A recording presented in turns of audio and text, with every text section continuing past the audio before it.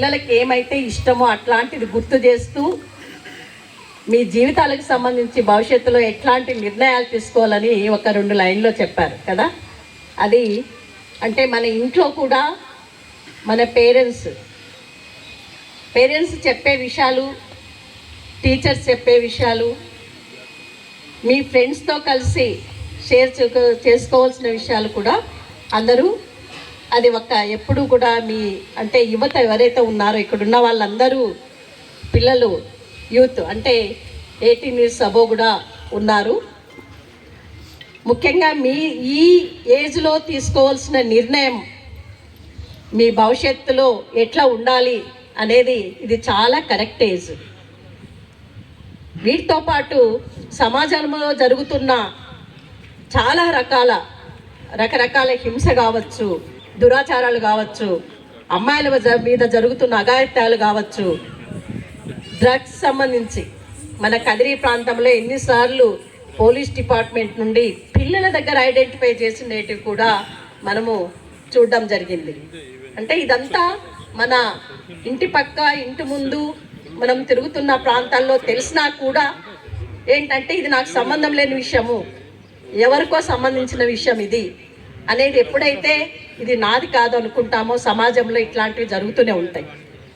Police department సాయశక్తుల వాళ్ళకున్న పరిధి కంటే ఎక్కువ 24 hours పనిచేసినా కూడా ఇంకా ఈ సమస్యలు జరుగుతున్నాయంటే మనము సమాజంలో ఉన్న ఇంత పెద్ద పాపులేషన్ని ప్రతి ఒక్కరూ వ్యక్తిగతంగా మారాలి. ఆ వ్యక్తి ఎంతసేపు మనం ఏమనుకుంటామంటే పక్కన వాళ్ళు మారాలని చూస్తాం, నేను మారినానా లేదా చూసుకో కదా, వీడు మారలా పక్కింటోళ్ళు ఇలాగా వాళ్ళు అంతేనో అంటాం. అసలు మనం మారినామా? మన ఇంట్లో ఉన్న కుటుంబ పరిస్థితులు మారినాయా? మన అమ్మ నాన్న చేస్తున్న పరిస్థితులతో పాటు నేను వాళ్ళకు నేను మారగలిగినానా అని వ్యక్తిగతంగా ప్రతి ఒక్కరూ ఎవరికి వాళ్ళు విమర్శించగలిగితే అప్పుడు ఇంటర్నల్ ఎవల్యూషన్ అంటాం. ఎప్పుడైతే మనము విమర్శించుకుంటామో మంచి చెడును అది చేసుకోవాల్సిన ఏజ్ కరెక్ట్ మీది. అది ఒకటి మీ అందరికీ కూడా గుర్తు చేయాలనుకుంటున్నాను. ఇంకొక విషయం, ఇక్కడ ఫార్మర్స్ సంబంధించిన కుటుంబాల నుండి ఎంతమంది వచ్చినారో ఒకసారి చేయలేపండి. 99% ఉన్నారు కదా. ఎందుకు ఈ విషయం చెప్తున్నానంటే మన రాష్ట్రంలోనే ఉమ్మడి అనంతపురం జిల్లాలో 2014 నుండి కూడా డేటా తీయడం జరిగింది. 1800 మంది రైతు ఆత్మహత్యలు జరిగాయి. ఇది పేపర్లో వచ్చిన విషయాలు. ఈ మధ్యలో 2023 నుండి ఇప్పుడు తీసుకుంటే కూడా సత్యసాయిలో 23 నుండి మొన్న ఎంపీ కుంటలో జరిగిన ఒక రైతు ఆత్మహత్య తీసుకుంటే ఇప్పటి వరకు 39 రైతు ఆత్మహత్యలు సత్యసాయిలు అయితే 98 అనంతపురంలో జరిగాయి. నేను ఎందుకు ఈ విషయం మీ అందరికీ చెప్తున్నానంటే ఇప్పుడు కిసాన్ మిత్ర హెల్ప్ లైన్ అనేది కూడా రెడ్ సంస్థ నుండి నడుస్తుంది. మాకు 790 కాల్స్ వచ్చాయి 2 జిల్లాల నుండి.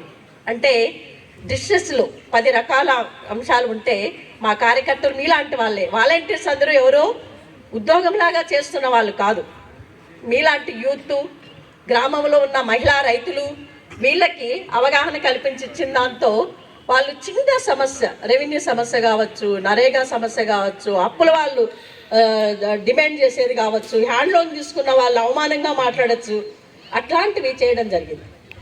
నేను ఎందుకు ఈ విషయం చెప్తున్నానంటే మీ నాన్నకు కానీ అమ్మకు కానీ ఇప్పుడు చాలామంది చనిపోతే వాళ్ళు ఒంటరి మహిళలు అవుతున్నారు, పిల్లలు చదువు ఆగిపోతుంది. ఆ వ్యవసాయానికి సంబంధించిన రైతు లేకపోతే మనందరికీ తిండి ఉండదు.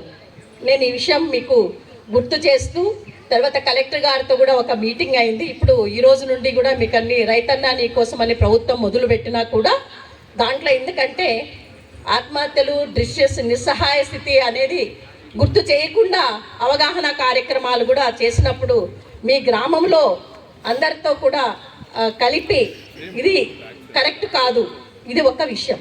ఇంకొకటి పిల్లలు చదువుకుంటానే అందరికీ ఉద్యోగాలు రావాలంటే ఎన్ని ఉద్యోగాలు వస్తాయి మనకి?